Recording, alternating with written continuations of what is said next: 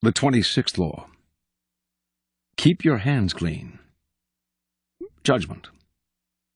You must seem a paragon of civility and efficiency. Your hands are never soiled by mistakes and nasty deeds.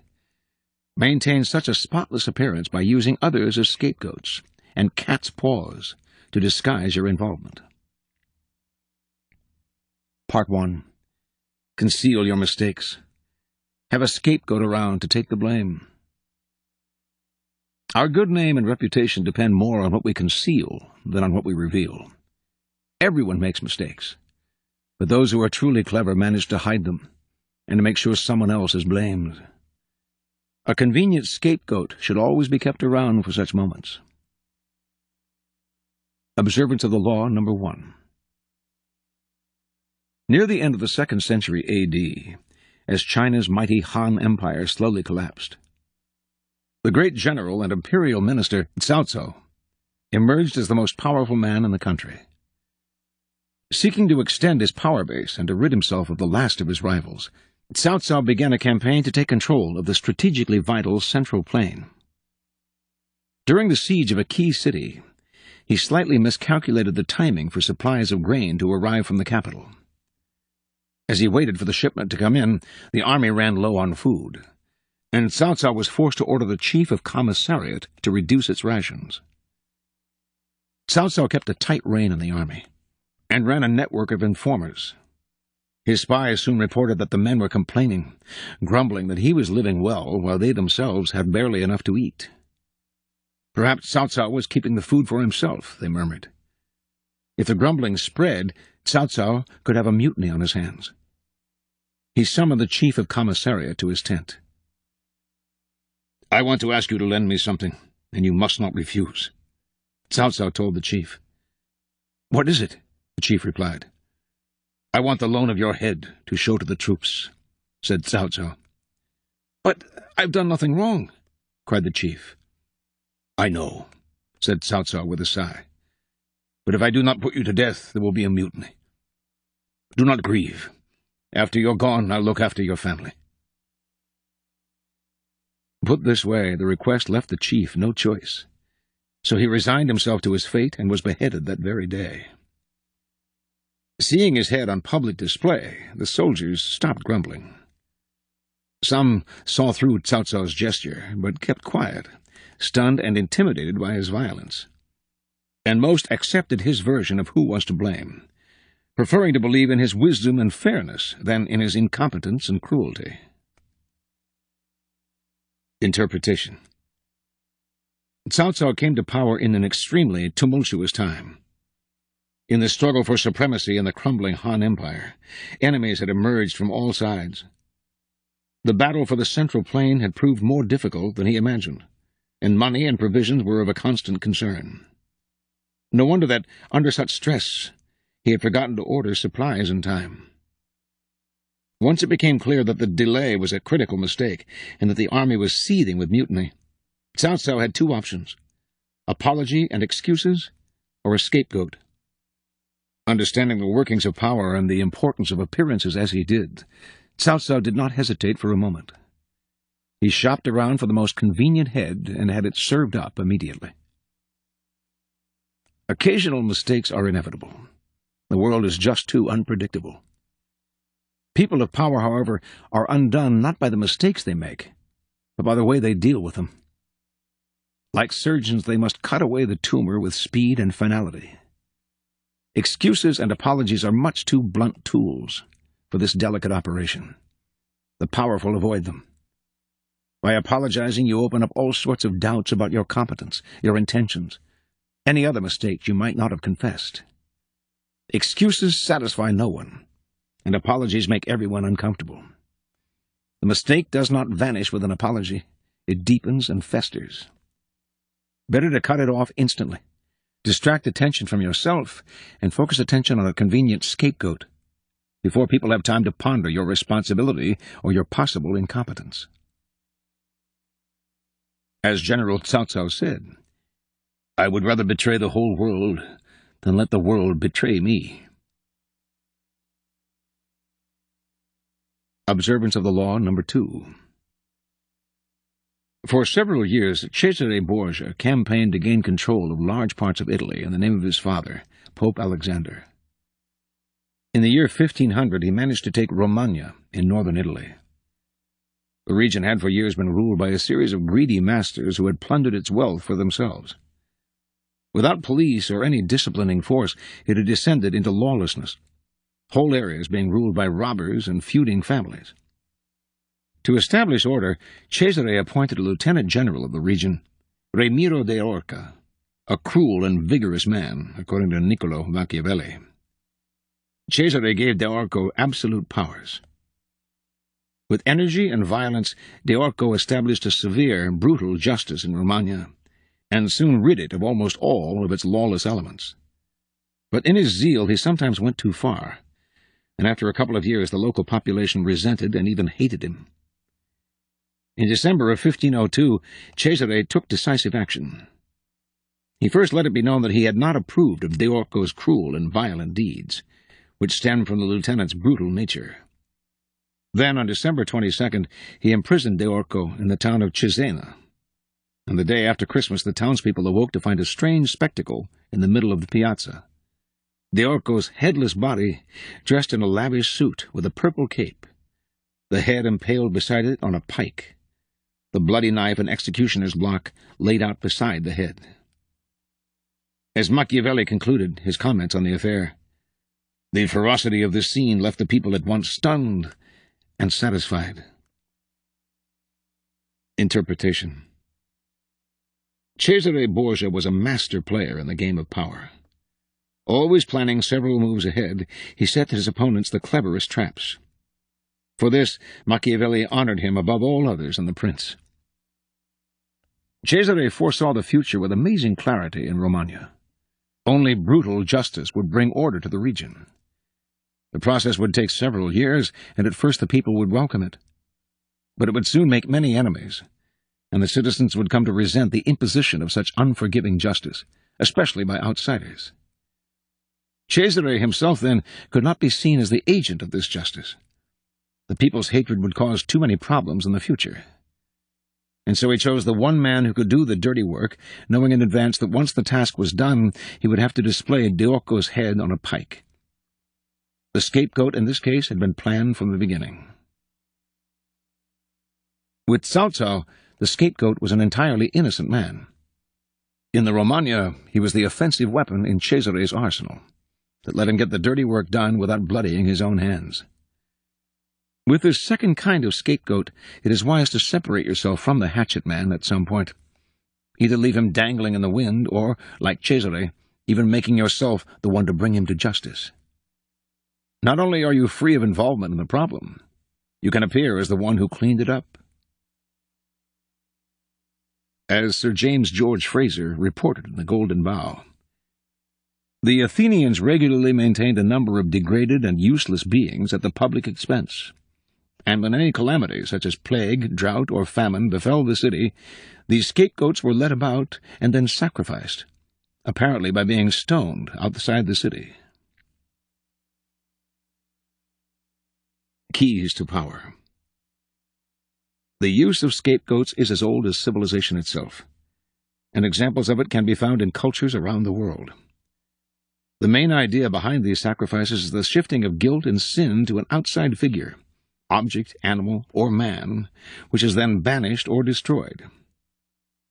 The Hebrews used to take a live goat, hence the term scapegoat, upon whose head the priest would lay both hands while confessing the sins of the children of Israel. Having thus had those sins transferred to it, the beast would be led away and abandoned in the wilderness. With the Athenians and the Aztecs, the scapegoat was human, often a person fed and raised for the purpose. Since famine and plague were thought to be visited on humans by the gods in punishment for wrongdoing, the people suffered not only from the famine and plague themselves, but from blame and guilt. They freed themselves of guilt by transferring it to an innocent person, whose death was intended to satisfy the divine powers and banish the evil from their midst. It is an extremely human response to not look inward after a mistake or crime, but rather to look outward, and to affix blame and guilt on a convenient object. When the plague was ravaging Thebes, Oedipus looked everywhere for its cause. Everywhere except inside himself and his own sin of incest, which had so offended the gods and occasioned the plague. This profound need to exteriorize one's guilt, to project it on another person or object, has an immense power, which the clever know how to harness. Sacrifice is a ritual, perhaps the most ancient ritual of all. Ritual, too, is a wellspring of power. In the killing of De Orco, note Cesare's symbolic and ritualistic display of his body. By framing it in this dramatic way, he focused guilt outward. The citizens of Romagna responded instantly. Because it comes so naturally to us to look outward rather than inward, we readily accept the scapegoat's guilt. The bloody sacrifice of the scapegoat seems a barbaric relic of the past, but the practice lives on to this day, if indirectly and symbolically. Since power depends on appearances, and those in power must seem never to make mistakes, the use of scapegoats is as popular as ever. What modern leader will take responsibility for his blunders?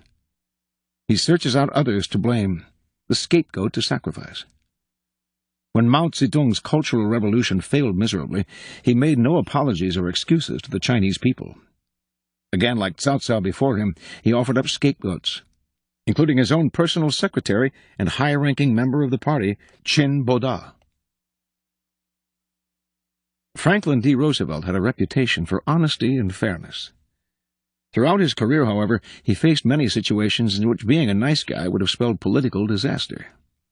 Yet he could not be seen as an agent of any foul play. For 20 years, then, his secretary, Lewis Howe, played the role d'Arco had. He handled the backroom deals, the manipulation of the press, the underhanded campaign maneuvers. And whenever a mistake was committed, or a dirty trick contradicting Roosevelt's carefully crafted image became public, Howe served as the scapegoat and never complained. Besides conveniently shifting blame, a scapegoat can serve as a warning to others. In 1631, a plot was hatched to oust France's Cardinal Richelieu from power, a plot that became known as the Day of the Dupes. It almost succeeded, since it involved the upper echelons of government, including the Queen Mother.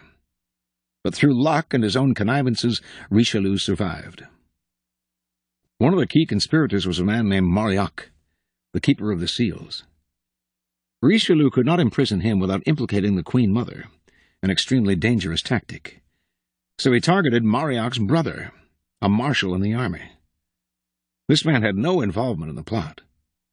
Richelieu, however, afraid that other conspiracies might be in the air, especially in the army, decided to set an example.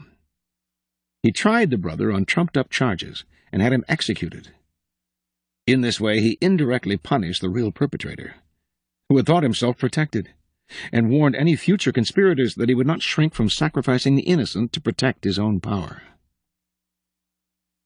In fact, it is often wise to choose the most innocent victim possible as a sacrificial goat. Such people will not be powerful enough to fight you, and their naive protests may seem as protesting too much, may be seen, in other words, as a sign of their guilt. Be careful, however, not to create a martyr. It is important that you remain the victim, the poor leader betrayed by the incompetence of those around you.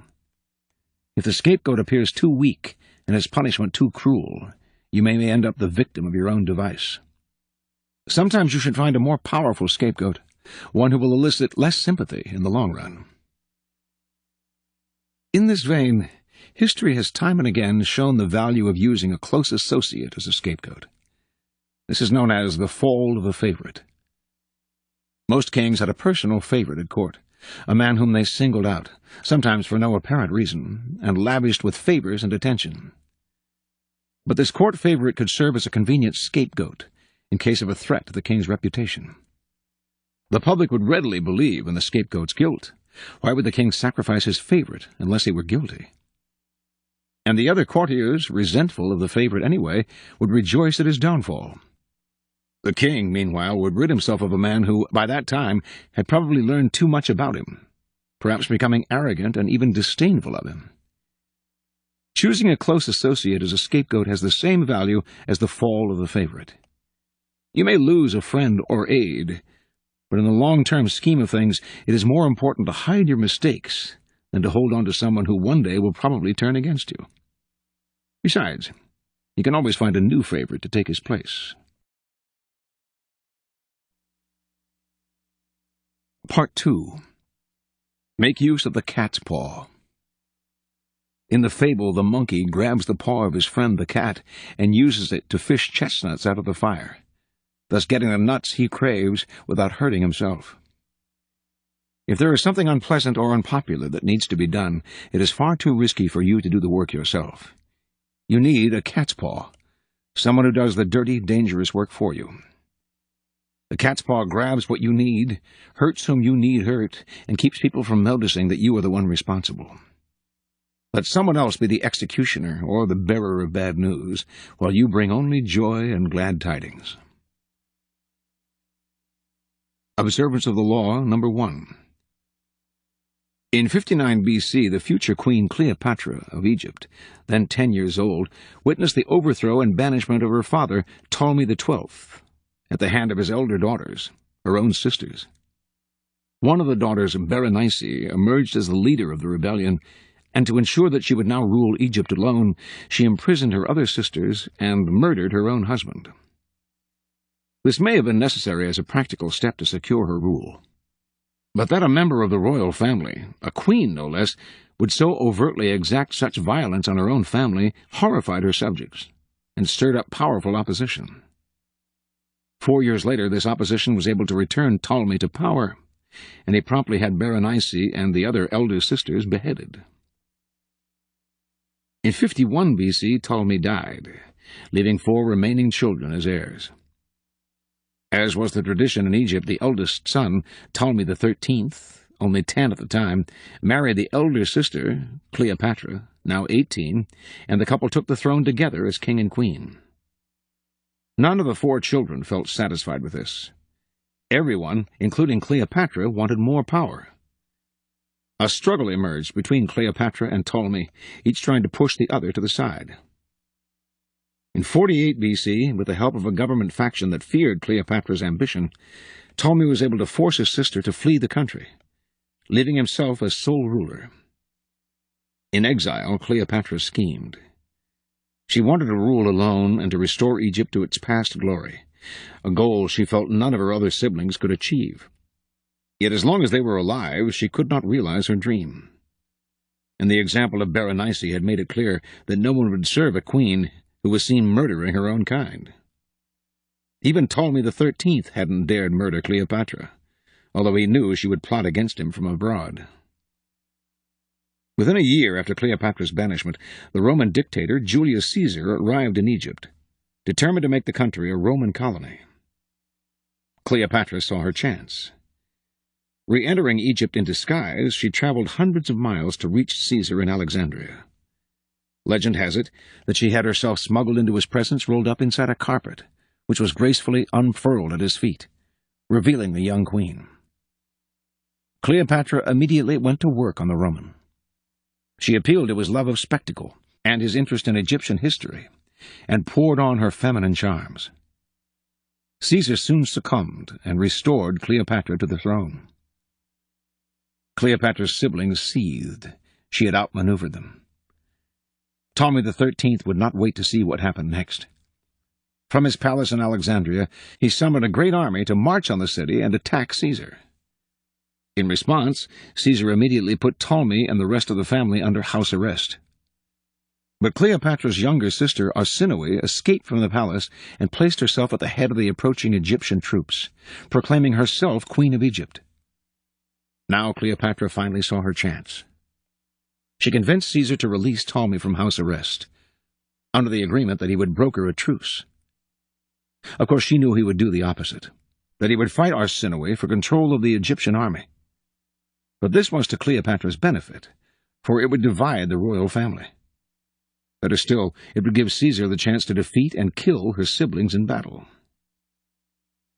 Reinforced by troops from Rome, Caesar swiftly defeated the rebels. In the Egyptians' retreat, Ptolemy drowned in the Nile. Caesar captured Arsinoe and had her sent to Rome as a prisoner. He also executed the numerous enemies who had conspired against Cleopatra and imprisoned others who had opposed her. To reinforce her position as uncontested queen, Cleopatra now married the only sibling left, Ptolemy XIV, only 11 at the time, and the weakest of the lot. 4 years later, Ptolemy mysteriously died of poison. In 41 BC, Cleopatra employed on a second Roman leader, Mark Antony, the same tactics she had used so well on Julius Caesar. After seducing him, she hinted to him that her sister Arsinoe, still a prisoner in Rome, had conspired to destroy him. Mark Antony believed her and promptly had Arsinoe executed, thereby getting rid of the last of the siblings who had posed such a threat to Cleopatra. Interpretation. Legend has it that Cleopatra succeeded through her seductive charms, but in reality her power came from an ability to get people to do her bidding without realizing they were being manipulated. Caesar and Antony not only rid her of her most dangerous siblings, Ptolemy XIII and Arsinoe, they decimated all of her enemies, in both the government and the military. The two men became her cat's paws. They entered the fire for her, did the ugly but necessary work, while shielding her from appearing as the destroyer of her siblings and fellow Egyptians. And in the end, both men acquiesced to her desire to rule Egypt not as a Roman colony, but as an independent allied kingdom. And they did all this for her without realizing how she had manipulated them. This was persuasion of the subtlest and most powerful kind. The queen must never dirty her hands with ugly tasks, nor can a king appear in public with blood on his face. Yet power cannot survive without the constant squashing of enemies. There will always be dirty little tasks that have to be done to keep you on the throne. Like Cleopatra, you need a cat's paw. This will usually be a person from outside your immediate circle, who will therefore be unlikely to realize how he or she is being used. You will find these dupes everywhere. People who enjoy doing you favors, especially if you throw them a minimal bone or two in exchange. But as they accomplish tasks that may seem to them innocent enough, or at least completely justified, they are actually clearing the field for you, spreading the information you feed them, undermining people they do not realize are your rivals, inadvertently furthering your cause, dirtying their hands while yours remains spotless. Observance of the Law, number 2. In the late 1920s, civil war broke out in China as the nationalist and communist parties battled for control of the country. In 1927, Chiang Kai-shek, the nationalist leader, vowed to kill every last communist. And over the next few years, he nearly accomplished his task, pushing his enemies hard, until, in 1934-1935, he forced them into the Long March, a 6,000-mile retreat from the southeast to the remote northwest, through harsh terrain, in which most of their ranks were decimated. In late 1936, Chiang planned one last offensive to wipe them out. But he was caught in a mutiny. His own soldiers captured him and turned him over to the communists. Now he could only expect the worst. Meanwhile, however, the Japanese began an invasion of China, and much to Chiang's surprise, instead of killing him, the communist leader, Mao Zedong, proposed a deal. The communists would let him go, and would recognize him as commander of their forces as well as his, if he would agree to fight alongside them against their common enemy. Chiang had expected torture and execution. Now he could not believe his luck. How soft these Reds had become. Without having to fight a rearguard action against the communists, he knew he could beat the Japanese, and then a few years down the line he would turn around and destroy the Reds with ease. He had nothing to lose and everything to gain by agreeing to their terms. The communists proceeded to fight the Japanese in their usual fashion, with hit-and-run guerrilla tactics, while the nationalists fought a more conventional war. Together, after several years, they succeeded in evicting the Japanese. Now, however, Chiang finally understood what Mao had really planned. His own army had met the brunt of the Japanese artillery, was greatly weakened, and would take a few years to recover. The communists, meanwhile, had not only avoided any direct hits from the Japanese, they had used the time to recoup their strength, and to spread out and gain pockets of influence all over China. As soon as the war against the Japanese ended, the Civil War started again. But this time the Communists enveloped the weakened nationalists and slowly beat them into submission. The Japanese had served as Mao's cat's paw, inadvertently plowing the fields for the Communists and making possible their victory over Chiang Kai-shek. Interpretation. Most leaders who had taken as powerful an enemy as Chiang Kai-shek prisoner would have made sure to kill him. But in doing so, they would have lost the chance Mao exploited. Without the experienced Chiang as leader of the nationalists, the fight to drive the Japanese out might have lasted much longer, with devastating results. Mao was far too clever to let anger spoil the chance to kill two birds with one stone. In essence, Mao used two cat's paws to help him attain total victory. First, he cleverly baited Chiang into taking charge of the war against the Japanese. Mao knew the nationalists led by Chiang would do most of the hard fighting and would succeed in pushing the Japanese out of China, if they didn't have to concern themselves with fighting the Communists at the same time. The nationalists, then, were the first cat's paw, used to evict the Japanese. But Mao also knew that in the process of leading the war against the invaders, the Japanese artillery and air support would decimate the conventional forces of the nationalists, doing damage it could take the Communists decades to inflict. Why waste time and lives if the Japanese could do the job quickly? It was this wise policy of using one cat's paw after another that allowed the Communists to prevail. There are two uses of the cat's paw: to save appearances, as Cleopatra did, and to save energy and effort. The latter case in particular demands that you plan several moves in advance, realizing that a temporary move backward, letting Chiang go, say, can lead to a giant leap forward. If you are temporarily weakened and need time to recover, it will often serve you well to use those around you both as a screen to hide your intentions and as a cat's paw to do your work for you. Look for a powerful third party who shares an enemy with you, if for different reasons. Then take advantage of their superior power to deal blows which would have cost you much more energy, since you were weaker. You can even gently guide them into hostilities. Always search out the overly aggressive as potential cat's paws. They are often more than willing to get into a fight, and you can choose just the right fight for your purposes. Observance of the Law Number 3. Koriyama Daisen was an adept of Chanoyu, hot water for tea, the Japanese tea ceremony, and a student of the teachings of the great tea master Senno Rikyo. Around 1620, Daisen learned that a friend of his, Hoshina Soemon, had borrowed a large sum of money, 300 ryo, to help a relative who had fallen into debt. But although Soemon had managed to bail out his relative, he had simply displaced the burden onto himself. Daisen knew Soemon well.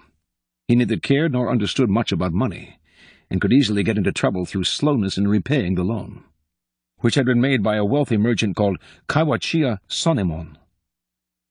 Yet if Daisen offered to help Soemon pay back the loan, he would refuse out of pride, and might even be offended.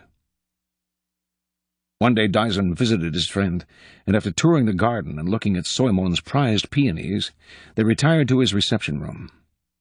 Here Daisen saw a painting by the master Kano Tenyu. "Ah!" Daisen exclaimed. "A splendid piece of painting. I don't know when I have seen anything I like better." After several more bouts of praise, Soemon had no choice. "Well," he said, "since you like it so much, I hope you will do me the favor of accepting it." At first Daisen refused, but when Soemon insisted, he gave in. The next day Soemon in turn received a package from Daisen. Inside it was a beautiful and delicate vase, which Daisen, in an accompanying note, asked his friend to accept as a token of his appreciation for the painting that Soemon had so graciously given him the day before. He explained that the vase had been made by Senno Rikyo himself, and bore an inscription from Emperor Hideyoshi. If Soemon did not care for the vase, Daisen suggested, he might make a gift of it to an adherent of Chanoyu, perhaps the merchant Kawachiya Sonemon, who had often expressed a desire to possess it. "I hear," Daisen continued, He has a fine piece of fancy paper, the 300 ryo IOU, which you would much like. It is possible you might arrange an exchange." Realizing what his gracious friend was up to, Soemon took the vase to the wealthy lender. "However did you get this?" exclaimed Sonemon, when Soemon showed him the vase. "I have often heard of it, but this is the first time I have ever seen it. It is such a treasure that it is never allowed outside the gate." He instantly offered to exchange the debt note for the flower vase, and to give Soemon 300 ryo more on top of it. But Soemon, who did not care for money, only wanted the debt note back, and Sonemon gladly gave it to him. Then Soemon immediately hurried to Daizen's house to thank him for his clever support. Interpretation. Kuriyama Daizen understood that the granting of a favor is never simple. If it is done with fuss and obviousness, its receiver feels burdened by an obligation. This may give the doer a certain power, but it is a power that will eventually self-destruct, for it will stir up resentment and resistance. A favor done indirectly and elegantly has 10 times more power. Daizen knew a direct approach would have only offended Soemon. By letting his friend give him the painting, however, he made Soemon feel that he too had pleased his friend with a gift. In the end, all three parties emerged from the encounter feeling fulfilled in their own way. In essence, Daizen made himself the cat's paw, the tool to take the chestnuts out of the fire. He must have felt some pain in losing the vase, but he gained not only the painting, but, more important, the power of the courtier. The courtier uses his gloved hand to soften any blows against him, disguise his scars, and make the act of rescue more elegant and clean. By helping others, the courtier eventually helps himself. Daizen's example proves the paradigm for every favor done between friends and peers. Never impose your favors. Search out ways to make yourself the cat's paw, indirectly extricating your friends from distress without imposing yourself or making them feel obligated to you. From Kautilya, the Indian philosopher. One should not be too straightforward. Go and see the forest. The straight trees are cut down. The crooked ones are left standing. Keys to power. As a leader, you may imagine that constant diligence and the appearance of working harder than anyone else signify power. Actually, though, they have the opposite effect. They imply weakness. Why are you working so hard? Perhaps you are incompetent and have to put in extra effort just to keep up. Perhaps you are one of those people who doesn't know how to delegate and has to meddle in everything. The truly powerful, on the other hand, never seem to be in a hurry or overburdened. While others work their fingers to the bone, they take their leisure. They know how to find the right people to put in the effort, while they save their energy and keep their hands out of the fire. Similarly, you may believe that by taking on the dirty work yourself, involving yourself directly in unpleasant actions, you impose your power and instill fear. In fact, you make yourself look ugly and abusive of your high position. Truly powerful people keep their hands clean. Only good things surround them, and the only announcements they make are of glorious achievements. You will often find it necessary, of course, to expend energy, or to effect an evil but necessary action. But you must never appear to be this action's agent. Find a cat's paw. Develop the arts of finding, using, and in time getting rid of these people when their cat's paw role has been fulfilled. On the eve of an important river battle, the great 3rd century Chinese strategist Zhuge Liang found himself falsely accused of secretly working for the other side. As proof of his loyalty, his commander ordered him to produce 100,000 arrows for the army within 3 days, or be put to death. Instead of trying to manufacture the arrows, an impossible task, Liang took a dozen boats and had bundles of straw lashed to their sides. In the late afternoon, when mist always blanketed the river, he floated the boats toward the enemy camp. Fearing a trap from the wily Zhuge Liang, the enemy didn't attack the barely visible boats with boats of their own, but showered them with arrows from the bank. As Liang's boats inched closer, they redoubled the rain of arrows, which stuck in the thick straw. After several hours, the men hiding on board sailed the vessels quickly downstream, where Zhuge Liang met them and collected his 100,000 arrows. Zhuge Liang would never do the work that others could do for him. He was always thinking up tricks like this one. The key to planning such a strategy is the ability to think far ahead, to imagine ways in which other people can be baited into doing the job for you. An essential element in making this strategy work is to disguise your goal, shrouding it in mystery, like the strange enemy boats appearing dimly in the mist. When your rivals cannot be sure what you're after, they will react in ways that often work against them in the long run. In fact, they will become your cat's paws. If you disguise your intentions, it is much easier to guide them into moves that accomplish exactly what you want done, but prefer not to do yourself. This may require planning several moves in advance, like a billiard ball that bounces off the sides a few times before heading into the right pocket. The early 20th century American con artist, Yellow Kid Weil, knew that no matter how skillfully he homed in on the perfect wealthy sucker, if he, a stranger, approached this man directly, the sucker might become suspicious.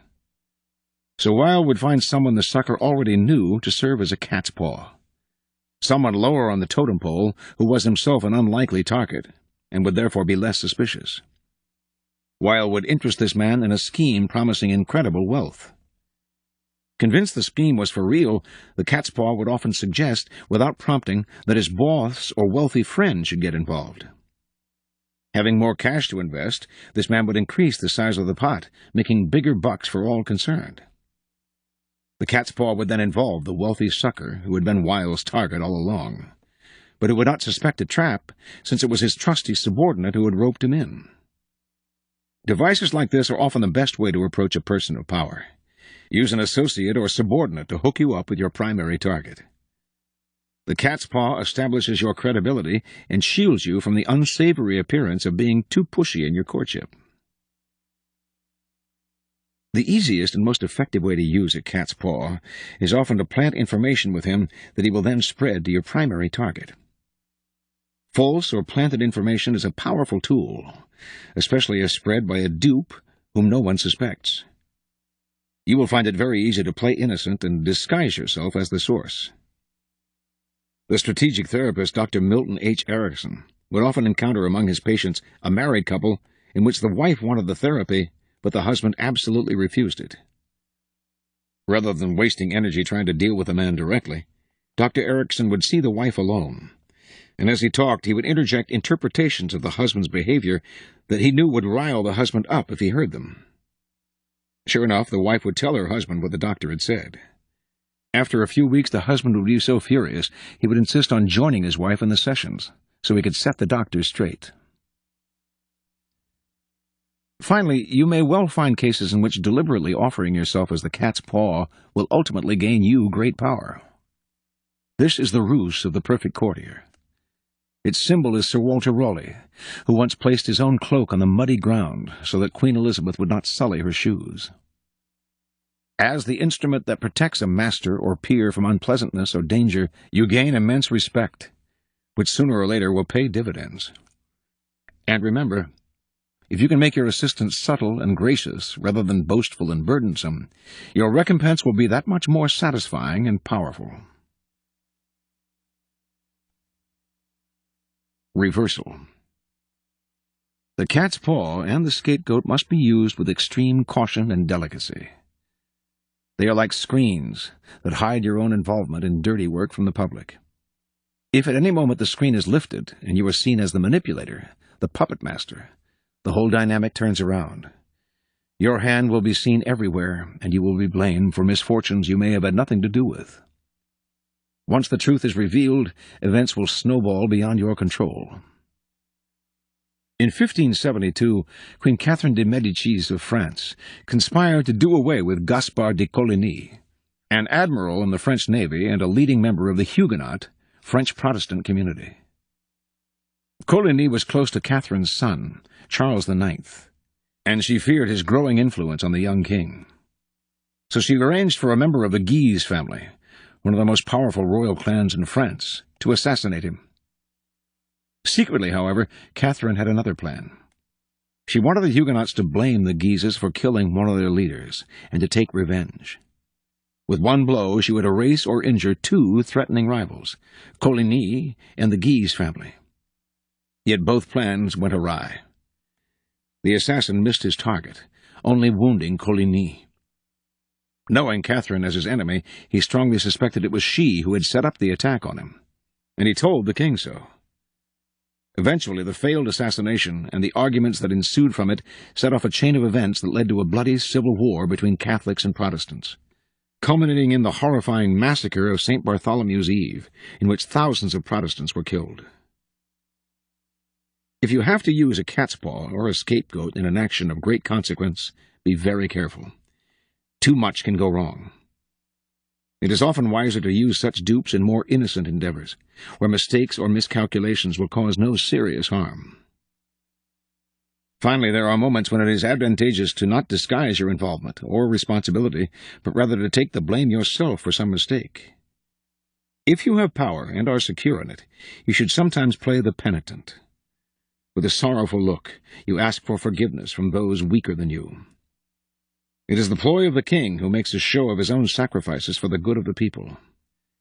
Similarly, upon occasion, you may want to appear as the agent of punishment, in order to instill fear and trembling in your subordinates. Instead of the cat's paw, you show your own mighty hand as a threatening gesture. Play such a card sparingly. If you play it too often, fear will turn into resentment and hatred. Before you know it, such emotions will spark a vigorous opposition that will someday bring you down. Get in the habit of using a cat's paw. It is far safer.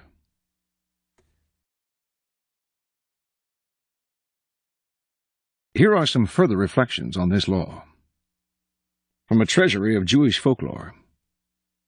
Keum Justice. A great calamity befell the town of Keum one day. The town cobbler murdered one of his customers. So he was brought before the judge, who sentenced him to die by hanging. When the verdict was read, a townsman arose and cried out, "If your honor pleases, you have sentenced to death the town cobbler. He's the only one we've got. If you hang him, who will mend our shoes?" "Who?" cried all the people of Keum with one voice. The judge nodded in agreement and reconsidered his verdict. "Good people of Keum," he said, "what you say is true. Since we have only one cobbler, it would be a great wrong against the community to let him die. As there are 2 roofers in the town, let one of them be hanged instead."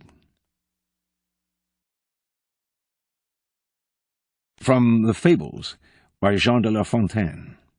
The Monkey and the Cat. A monkey and cat, in roguery and fun, sworn brothers twain, both owned a common master. Whatever mischief in the house was done by Pug and Tom was contrived each disaster. One winter's day was seen this hopeful pair, close to the kitchen fire, as usual, posted. Amongst the red-hot coals the cook with care had placed some nice plump chestnuts to be roasted, from whence in smoke a pungent odour rose, whose oily fragrance struck the monkey's nose. "Tom," says sly Pug, "pray could not you and I share this dessert the cook is pleased to cater? Had I such claws as yours, I'd quickly try. Lend me a hand, 'twill be a coup de maître." So said, he seized his colleague's ready paw, pulled out the fruit, and crammed it in his jaw. Now came the shining mistress of the fane, and off in haste the 2 marauders scampered. Tom, for his share of the plunder, had the pain, whilst Pug his palate with the dainties pampered.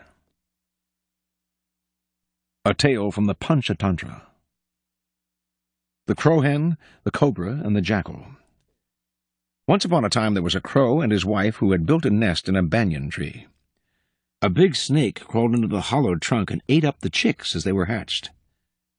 The crow did not want to move, since he loved the tree dearly. So he went to his friend the Jackal for advice. A plan of action was devised. The crow and his wife flew about in implementation. As the wife approached a pond, she saw the women of the king's court bathing, with pearls, necklaces, gems, garments, and a golden chain laying on the shore. The crow-hen seized the golden chain in her beak and flew toward the banyan tree, with the eunuchs in pursuit. When she reached the tree, she dropped the chain into the hole. As the king's men climbed the tree for the chain, they saw the swelling hood of the cobra. So they killed the snake with their clubs, retrieved the golden chain, and went back to the pond. And the crow and his wife lived happily ever after.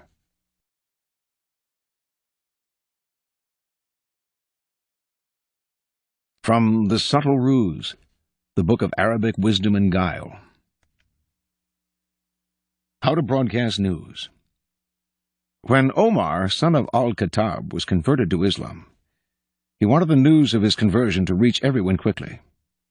He went to see Jamil, son of Mamar al-Jumahi. The latter was renowned for the speed with which he passed on secrets. If he was told anything in confidence, he let everyone know about it immediately. Omar said to him, "I have become a Muslim. Do not say anything. Keep it dark. Do not mention it in front of anyone." Jamil went out into the street and began shouting at the top of his voice, "Do you believe that Omar, son of al-Khattab, has not become a Muslim? Well, do not believe that. I am telling you that he has." The news of Omar's conversion to Islam was spread everywhere, and that was just what he intended.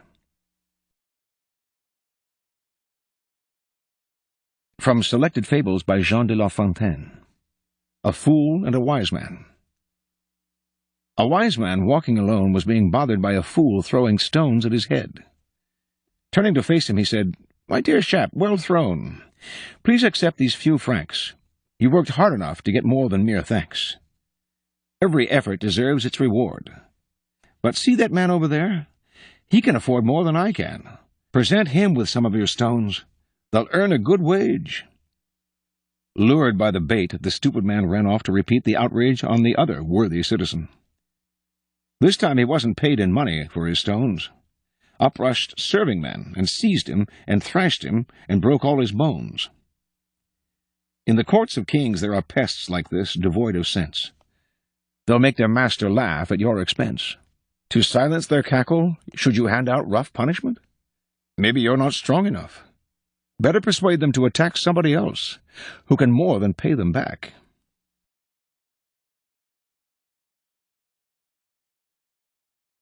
From Tales of the Dervishes by Idris Shaw. The Indian Bird. A merchant kept a bird in a cage. He was going to India, the land from which the bird came, and asked it whether it could bring anything back for it. The bird asked for its freedom, but was refused. So he asked the merchant to visit a jungle in India and announce his captivity to the free birds who were there. The merchant did so, and no sooner had he spoken when a wild bird, just like his own, fell senseless out of a tree onto the ground. The merchant thought that this must be a relative of his own bird, and felt sad that he should have caused this death. When he got home, the bird asked him whether he had brought good news from India. "No," said the merchant, "I fear that my news is bad. One of your relations collapsed and fell at my feet when I mentioned your captivity." As soon as these words were spoken, the merchant's bird collapsed and fell to the bottom of the cage. "The news of his kinsman's death has killed him too," thought the merchant. Sorrowfully, he picked up the bird and put it on the windowsill. At once the bird revived and flew to a nearby tree. "Now you know," the bird said, "that what you thought was disaster was in fact good news for me, and how the message, the suggestion of how to behave in order to free myself, was transmitted to me through you, my captor." And he flew away, free at last.